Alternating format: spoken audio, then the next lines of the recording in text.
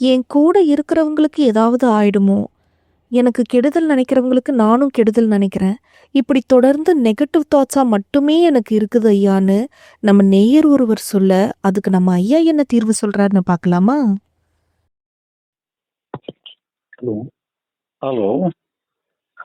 ஐயா வணக்கம்ய்யா. நண்பர் ஒருத்தர் உங்க நம்பர் கொடுத்தாரு. இல்லை, எனக்கு ஒரே ஒரு கேள்விதான். ஆ. ஐயா, நான் எப்போதுமே ஒரு நெகட்டிவ் தாட்டோடயே இருக்கேன். எதுக்காகவும் பயப்படுறேன். ஒரு விஷயம் நடக்க போட்டு முன்னாடியே இதுவாயிடுமோ அதுவாயிடுமோ அப்படின்னு சொல்லிட்டு பயப்படுறேன். சில சமயம் எனக்கு யாராவது கெடுதல் பண்ணாங்கனாக்கா அவங்களுக்கு கெடுதல் நடக்கணும்னு நினைக்கிறேன். ஆனா அது தப்புன்னு நான் உணர்ந்து திருப்பி அதுமாதிரி அவங்களுக்கு நடக்கக்கூடாது, நல்லதே நடக்கணும்னு நினைக்கிறேன். அது மாதிரி ஏதாவது பொண்ணுங்களை பார்த்தா சபலம் வருது, கல்யாணம் மாதிரி எனக்கு 2 குழந்தைங்க இருக்கு. இந்த மாதிரி விஷயத்துல இருந்து வெளியே வரணும்னு நினைக்கிறேன். ஆனா முக்கால்வாசி எப்ப பார்த்தாலும் நெகட்டிவாவே நினைக்கிறேன், பாசிட்டிவாவே நினைக்க மாட்டேன்.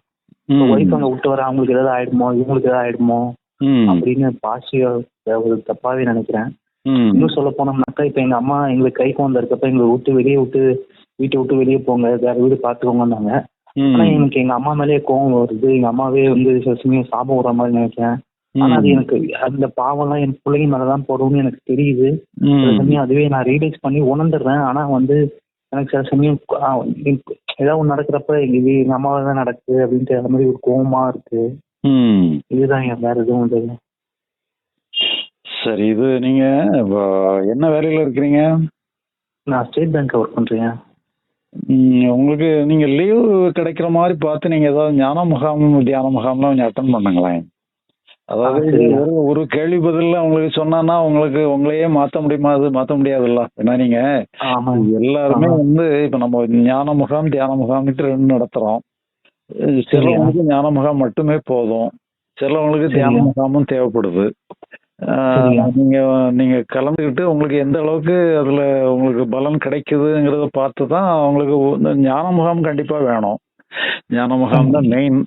அப்புறம் அடுத்தாப்புல சிலவங்களுக்கு அது போதாதுங்கிறவங்களுக்கு தியான முகாமையும் சேர்த்து பண்ணணும். அதனால நம்ம ஒவ்வொரு மாசமும் நாங்க நடத்திக்கிட்டே இருக்கிறோம். எங்க சேலத்துல நடத்துறோம். நீங்க நீங்க அதாவது வெள்ளி சனி ஞாயிறுன்னுட்டு இருக்கும். இந்த 3 நாள் நீங்க லீவ் போட வேண்டியிருக்கும். சில ஏதாவது கவர்மெண்ட் ஹாலிடேஸ் இதோட சேர்ந்து இப்ப இந்த மாத கடைசியில கூட தியான முகாம், ஞான முகாம் இருக்கு. 26, 27, 28 3 நாள் இருக்கு. நம்ம வெள்ளி சனி ஞாயிறா இருக்கும்னு நினைக்கிறேன்.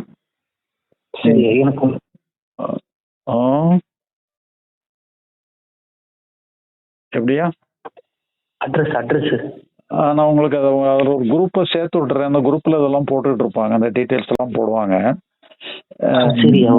நீங்க அதை ஃபாலோ பண்ணி அதை நீங்க ப்ரொசீட் பண்ணிடுங்க. ஓகே, நன்றி. பாண்டிச்சேரின்னா சென்னையில இருந்து பக்கமா தூரமா?